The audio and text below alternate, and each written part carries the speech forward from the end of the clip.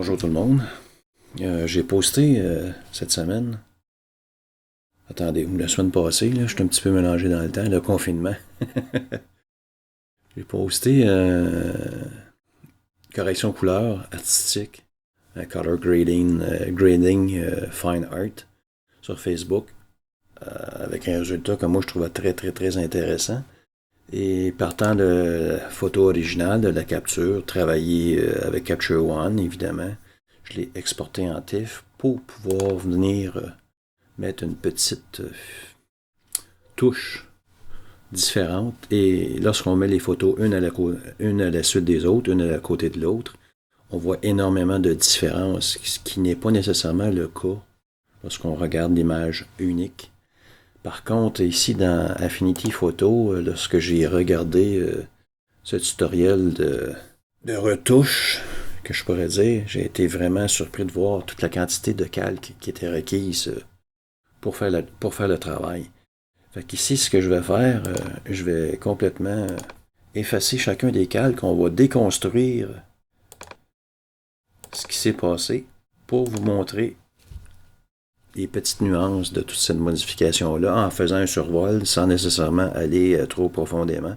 Donc, vous pouvez voir ici à la droite que j'ai une basse fréquence et une haute fréquence. Donc, il y a une séparation de fréquence sur la photographie pour y apporter des retouches beauté, entre guillemets. Fait qu'ici, si on active la basse fréquence, on a à peine, attendez une seconde, 2 pixels de flou, ce qui est très très peu, mais qui donne quand même une petite différence. Si j'enlève l'activation de ce calque-là, vous pouvez voir ici la netteté et 2 pixels de flou. Qu'est-ce qu'on a fait par la suite? On est venu faire des retouches au niveau du nez, au niveau du front, des petites nuances dans ces secteurs ici. On a fait un réglage de correction sélective. Ça, c'est encore très, très, très subtil. Au niveau des rouges, on vient éliminer en rajoutant du cyan sur une portion de la photographie. Si je l'enlève, vous pouvez voir ici sur la joue qu'il y a du rosé un petit peu plus prononcé qui est éliminé. C'est à peine perceptible. C'est justement ça le problème en photographie pour les coloristes. Ça prend des années et des années d'expérience pour voir des nuances qui paraissent banales, mais qui sont de plus en plus flagrantes avec le temps. Après, j'ai fait du Dodge and Burn pour donner du volume à la photo. Et dans ce cas de Dodge and Burn, j'ai un calque de Dodge pour donner un peu de volume. Si je viens faire un Alt-clic, Option-clic sur Mac, sur le Dodge, on peut voir le coup de pinceau que j'ai donné pour faire mon Dodge. Ici, première couche de burn pour faire des contours intéressants. Ici, une autre couche de burn différent pour donner encore plus de volume. Vous voyez les coups de pinceau également ici. Pour ramener les détails, on active la haute fréquence. Ensuite, réglage de table de conversion. Les fameuses tables LUTs, les Lookup Tables qu'on appelle. Je suis allé chercher la table du photographe Ivan Weiss d'Angleterre qui a fait le tutoriel justement. Et lui, il déteste les bleus. Fait qu'il enlève tout le bleu dans ses photos pour se donner une teinte de vert. C'est son style à lui. Moi, ce que j'ai fait à travers ça, c'est vu que j'ai les yeux bleus, ben, je suis venu mettre un petit masque pour garder quand même la couleur de mes yeux. Et la photo est vraiment très assombrie, donc on ramène un calque de réglage pour aller mousser les hautes lumières et garder les basses lumières. Donc on pousse un peu, ce qui donne un peu l'apparence cirée sur la photographie. Par la suite, on rajoute en arrière-plan l'arrière-plan ici, c'est une texture tout simplement. Si je fais option clic, on peut voir, ici je suis en opacité à 70%, c'est vraiment de la texture. Lui a photographié une de ses tables de bois, puis il a accentué les couleurs. Fait que je vais diminuer à 70%, mais l'avantage de ce calque-là, c'est que ça amène la structure, comme je vous disais, du matériel par-dessus la photographie, mais il y a un mode de fusion qui est intégré. Seulement les basses lumières sont très impactées et plus qu'on avance dans la luminosité, moins qu'il y a d'impact sur la structure. Donc, il y a de la structure tout partout, sauf dans le visage et la peau qui fait partie des hautes lumières. On donne une autre couche ici avec exactement le même concept. Vous voyez, c'est exactement la même structure, mais d'un côté kaki, un peu plus, qui donne encore un peu plus de punch et des petites nuances. Et nous avons 3 calques lab. C'est une courbe très très ordinaire, mais qui est dans le mode couleur lab et non pas dans l'espace couleur RVB. Ici, on a pris 3 courbes différentes pour pouvoir jouer sur l'opacité, soit dans la dominance B, la dominance A, ou encore sur la luminosité. On va regarder en détail un petit peu plus tard le grand avantage d'utiliser l'espace couleur lab, qui est vraiment, vraiment très, très, très intéressant. Fait qu'ici, je vais ajouter mes couches.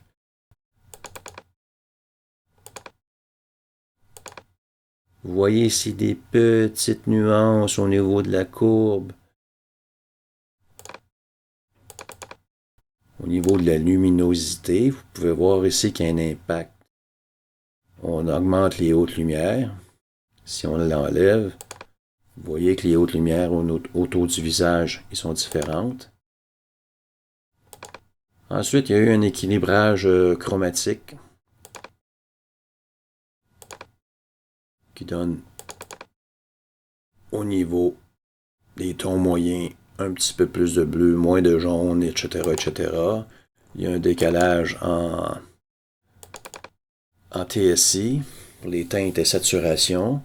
Au niveau des rouges, on a augmenté un petit peu la luminosité. Donc, en augmentant la luminosité, on ajoute du blanc, on diminue la saturation et on a diminué à peine la saturation des rouges de 2% et on a décalé les rouges vers les bleus de 3 degrés.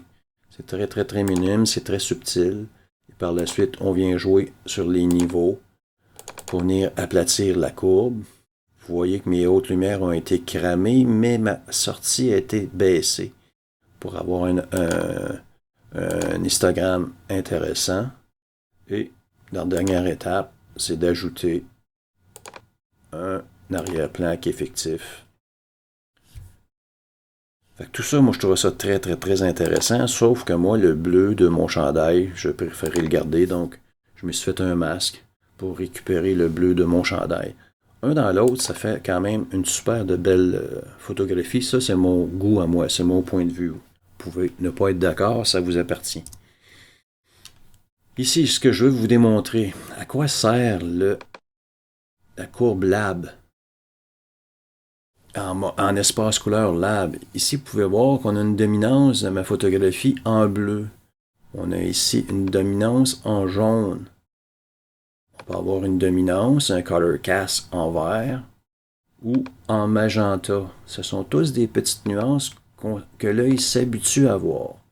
Par contre, ça prend un œil frais parce que notre cerveau, lui, il s'habitue à normaliser les couleurs.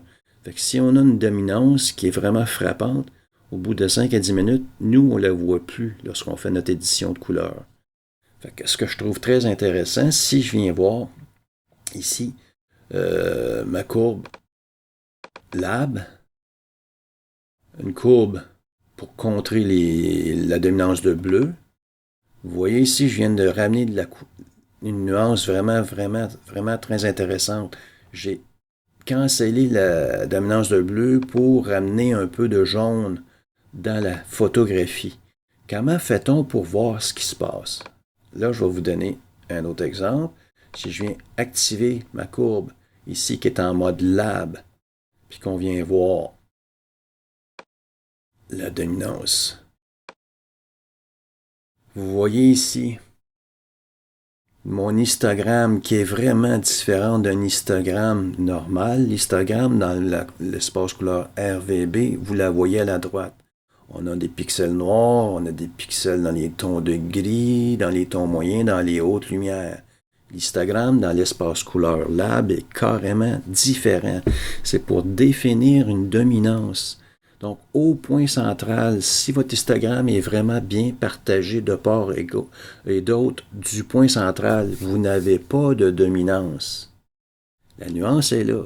Fait que si je viens appliquer ici, je vais vous montrer, dans l'espace couleur de chrominance A, on a le bleu sur un côté et le jaune de l'autre. Fait que si mon image est carrément à la droite, je dois quand même venir corriger. Et ma correction, vous la voyez ici, dans la chrominance A. J'ai augmenté,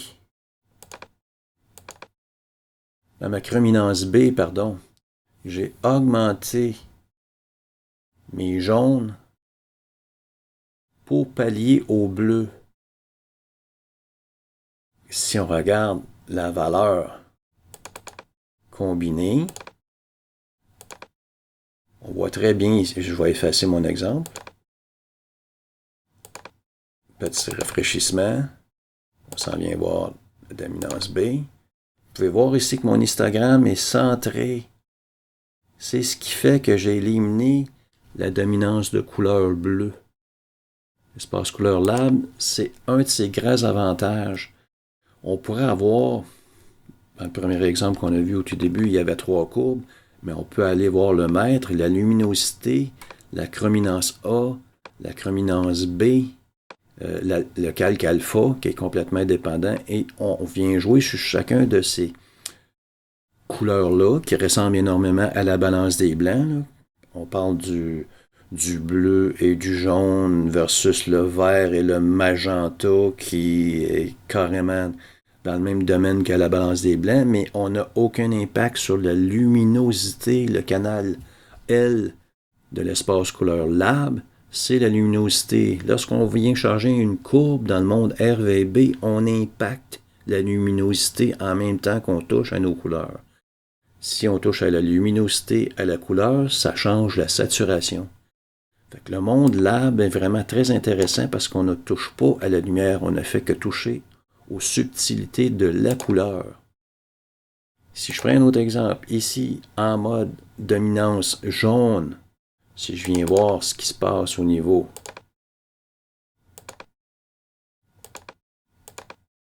vous voyez très bien ici que dans mon bleu, à gauche, j'ai pas beaucoup d'histogramme, tandis que mon histogramme est plus vers la droite.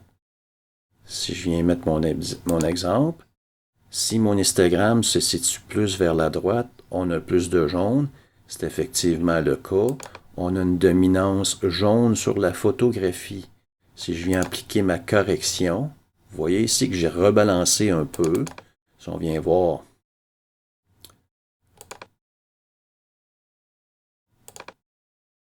j'ai poussé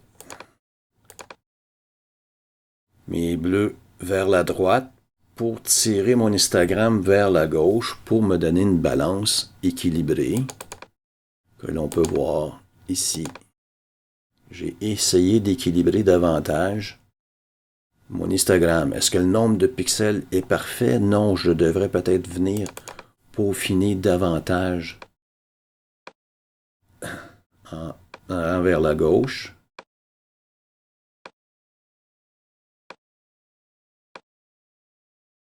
Là, ça me donne une teinte de peau un peu plus naturelle. Fait que si je viens valider avec mon autre calque, juste pour visionner mon histogramme, il ne sert à rien, j'ai aucune mesure sur celui-là. Voyez-vous, j'ai déplacé un petit peu mon histogramme pour essayer de contrecarrer la dominance de couleur. On a exactement le même phénomène ici avec le vert et le magenta. Si mon histogramme est plus à la droite, je devrais avoir plus de magenta comme dominance. S'il est plus à gauche, je devrais avoir plus de vert. Fait que si je viens voir, je vais enlever mon exemple, là. Si je viens voir ce qui se passe au niveau de... On voit que mon histogramme est plus à gauche en temps réel ici. Là, j'ai une dominance de vert. Si je viens appliquer ma correction, ma peau, ce que j'ai fait ici, je suis venu pousser mon magenta vers la gauche pour décaler mon histogramme vers le côté, vers le plus au centre possible pour éliminer le color cast. Et c'est ce qu'on peut voir ici. Mon histogramme est plus centré. Si notre histogramme est vraiment centré en mode couleur et lab, on n'a pas de dominance de couleur. Et on pourrait, avec tout ça, venir faire des petites nuances en barrant notre ton moyen pour pas qu'il bouge. On peut venir cliquer ici et augmenter dans nos basses lumières la tendance de couleur qu'on veut aller chercher. Voyez-vous ici, je rajoute du magenta là, sur ma photo. Puis si je viens dans les très hautes lumières pour compenser, on fait de la correction à quelques points de différence qui donnent des impacts vraiment très intéressants.